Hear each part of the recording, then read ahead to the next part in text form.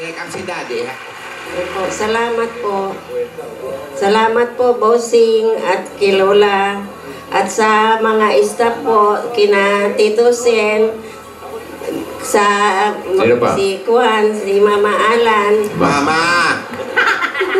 Confirm ka na lang. Okay, maraming salamat din po. Sa inyo lahat, sa bumubuo po ng Itbulaga. Sana po, mapabilis ang paggaling ni Kuya. God bless you po. God bless po. Ay, okay, congratulations. Congratulations. O, Matet, ano, tulungan mo na si Isnea, si Mama mo. Dali na. Lalabas kami. Dito lang kami. O, sige po. Doon muna po kayo. Bahay nyo to, di ba? Oo. Tinalayas ko. Hindi. Pahiram ko. Panikay niya si Kuya, boss. Pahiram ko. Ayan. O, yung isang malungkot pang kasaysayan. Sana tayo doon. Sana tayo na putol ba? Nahuli. Hindi, yung may ano. Ano ba yun? O, ayan ka na naman. Yung na... Hindi ka magpa-check up. Kita ka sa salamin. Natigil tayo nung nawiwi si Nawiwi si Tinidora. Tapos may karamdaman. Ano yung karamdaman? Oo, yun. May karamdaman Bukod siya. sa kurak-kurak. Tinidora! Halika na. Dali, tutuloy na. Ayan na. Ate. Itutuloy na natin. Ano nga sabi mo kanina? Naputol tayo doon, di ba? Opo, Nung nahuli nga ako, ni Mama. Oo, sabi ko nga, sayang. Nakikipagsulatan kay Anselmo. Alam mo ba, lalong naging malupit ang Mama.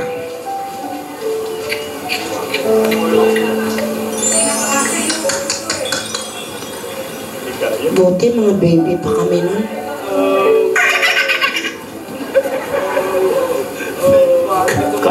Cadillac ba yan? Inaayos ko na ang mga papeles mo para doon ka muna sa Amerika. Ako. Pero itatago muna kita dahil alam na ni Anselmo kung nasa ng mansyon natin. Nakuha niyo pa talaga magsulatan, ha? Tingnan ko ngayon kung makapagsulatan pa kayo. Ay! Sopas! Grabe siya. Bosas na di ba si Baste? Sige! Gumawa ka pa ng liham kay Anselmo. Yan ang napapala mo dahil matigas ang ulo mo. Makinilya gamitin mo, Ira. At kung hindi ka susunod sa akin, pati pamilya ni Anselmo, ipapalipol ko. Oy! Huwag naman po kayong gano'n. Huwag mo akong subukan ni Dora. Huwag mo akong subukan. Dahil wala kang mapapala sa lalaking yon.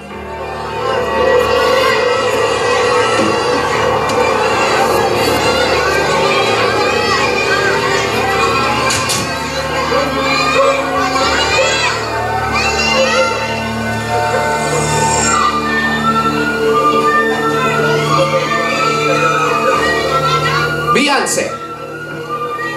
Yes, senyora. Dito ka na muna sa bahay nila Beyonce. Walang makakapag-isip na dito ka na nakatira. Hindi ka na masusundan dito ni Anselmo. Mama, ano gagawin ko dito? Anak, makinig ka lang sa akin. Magiging masaya ka. Mama, sa piling mo lang po ako ni Anselmo magiging maligaya.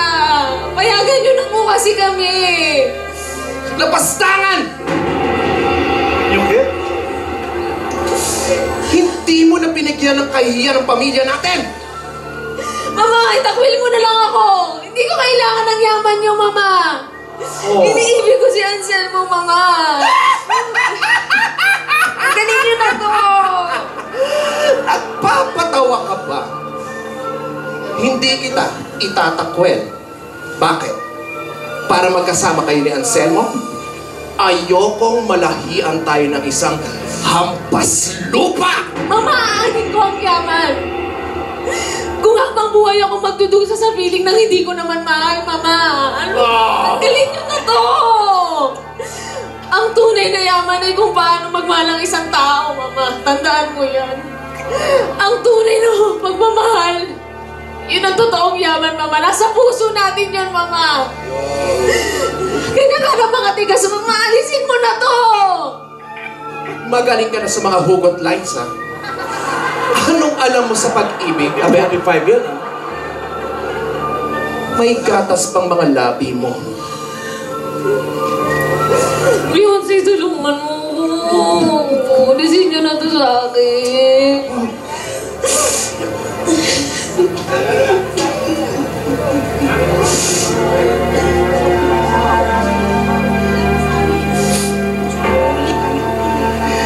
Ikingging.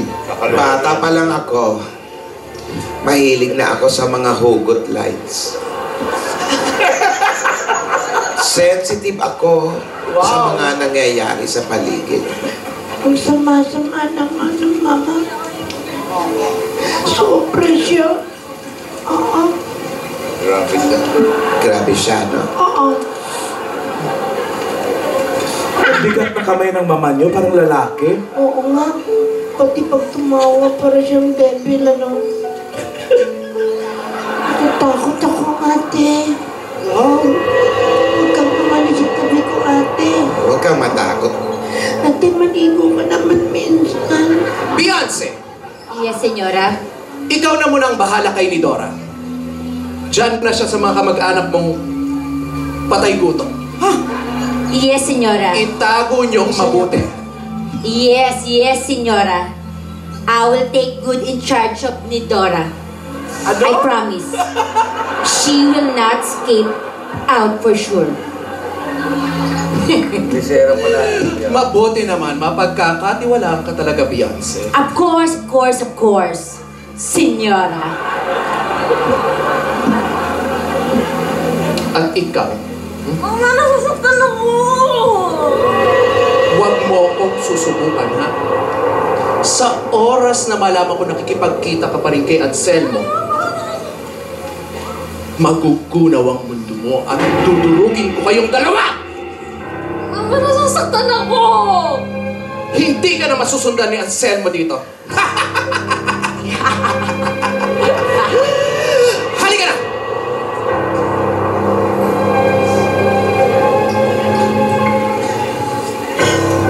Mama!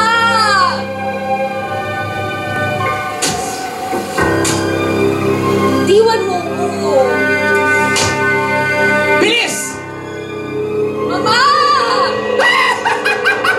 Ay, senyora!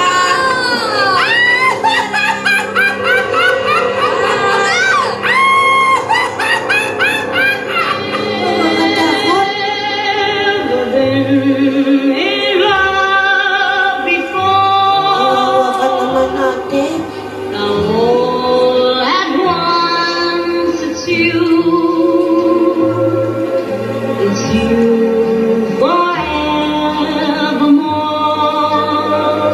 Malaki-laki pa yung buta sa ilo. Oh. Lalo pinalaki, oh. You are the one. Only you need the moon Yung isa na. under the sun. May sakit na, nagja-jazz pa. Whether near to me or far, it's no matter, darling, where you are.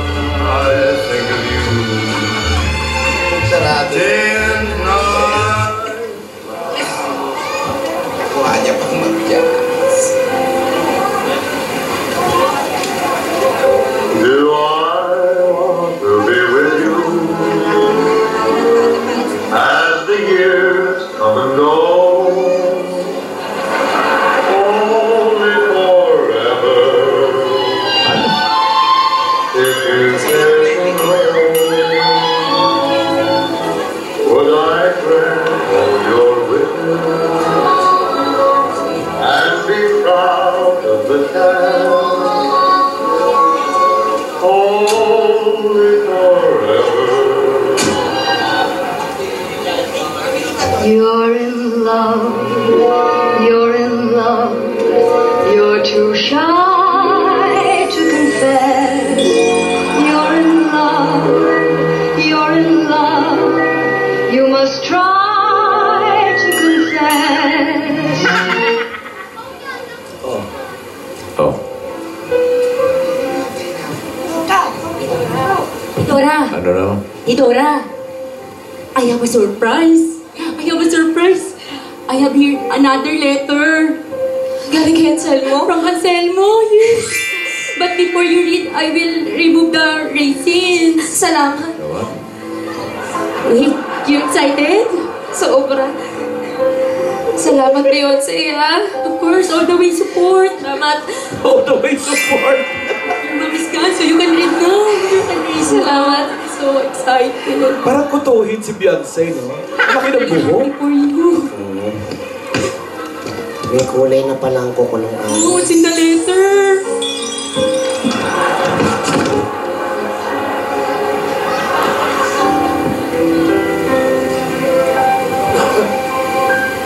Para sa aking bituin ni Dora, sa aking pag-iisa, minsay nais kong sumuko. Ngunit alam ng aking puso na magkikita pa tayong dalawa. Yan ang nagbibigay lakas sa akin, sa aking pagtulong. Ikaw ang aking panaginip.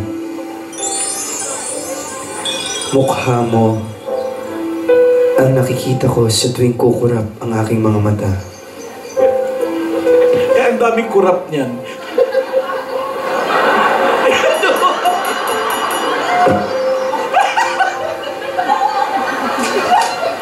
Alagaan mo ang iyong sarili. Dahil sabik na akong masilayan ng iyong mga ngiti ni Dora. Huwag kang malulungkot sa aking balita.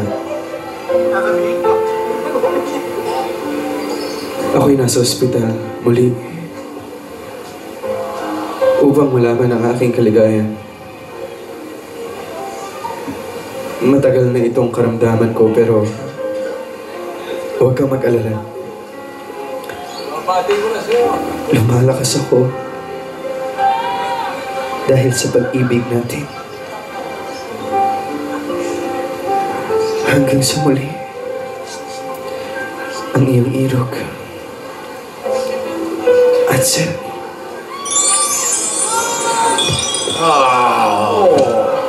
I feel you. What? Bagay siya. Isa, kurap ng mata. Ito, ilong ang kumukurap. Beyonce. Sige. Pero, Sawa rin. may lihim si Anselmo Yan yun. na hindi niya sinasabi sa liham. Ano kaya yung sabi ni Anselmo, ate? Oo, Tito. Inaantok ko na.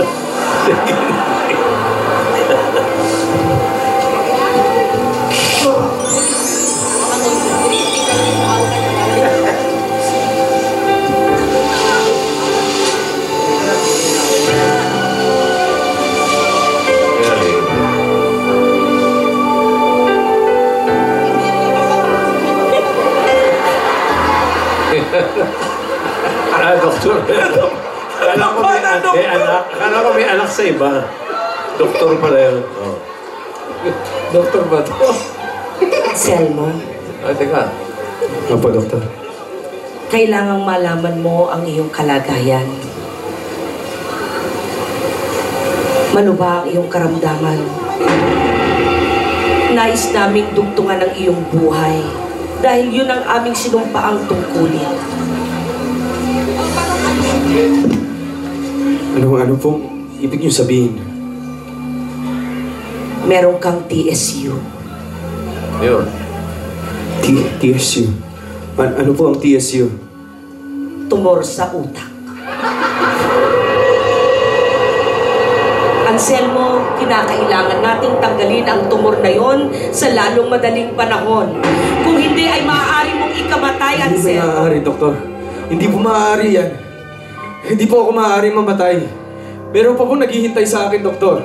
Kaya nga't kinakailangan nating tanggalin ang tumor na yon sa lalong madaling panahon. Sinama ko na ang bihasang doktor. Hindi po ba ito delikado? Espesyalista yun. Kailangan natin ng milagro.